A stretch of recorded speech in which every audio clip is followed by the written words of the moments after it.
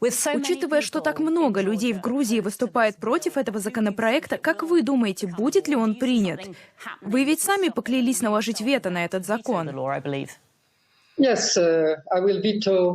Да, я наложу вето на этот закон, как я накладывала вето на все законы, принятые правительством Грузии в последнее время и идущие вразрез с буквой и духом рекомендаций, предложенных Европейским Союзом, чтобы открыть путь к началу переговоров о вступлении в ЕС.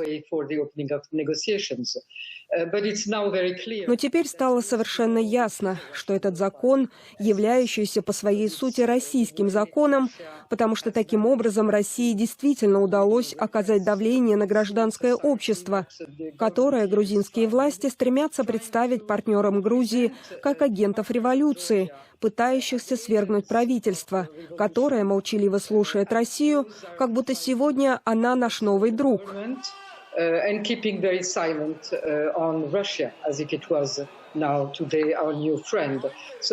Так что становится все более очевидным, что проблема не только в российском законе, проблема в пророссийском правительстве или правительстве, которое склонно идти на уступки России и развернуть ориентацию Грузии в сторону России.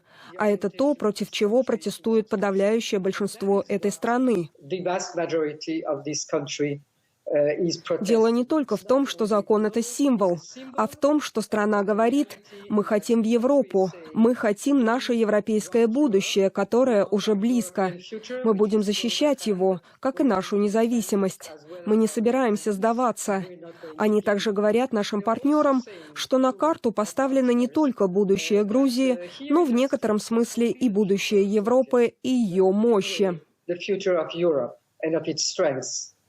Госпожа президент, могу ли я спросить вас, правительство пыталось принять аналогичный закон в прошлом году. Помогите нам понять, почему правящая партия «Грузинская мечта» так сильно хочет принять этот закон.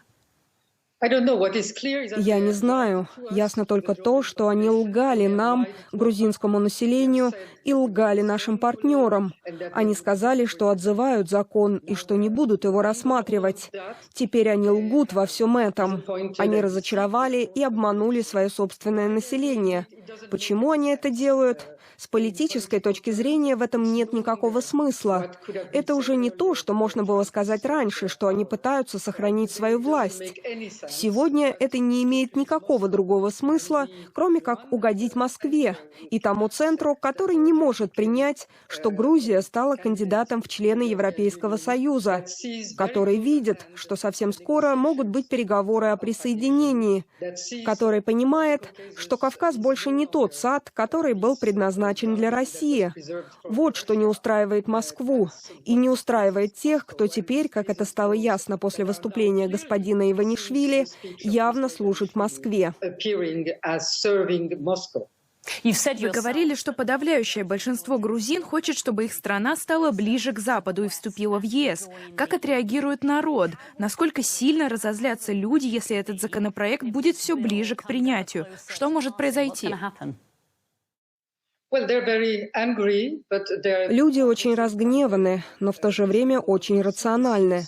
Вы видите, что это абсолютно мирные протесты и останутся таковыми, потому что люди прекрасно понимают риски, которые существуют в стране, 20% территории которой оккупированы Россией.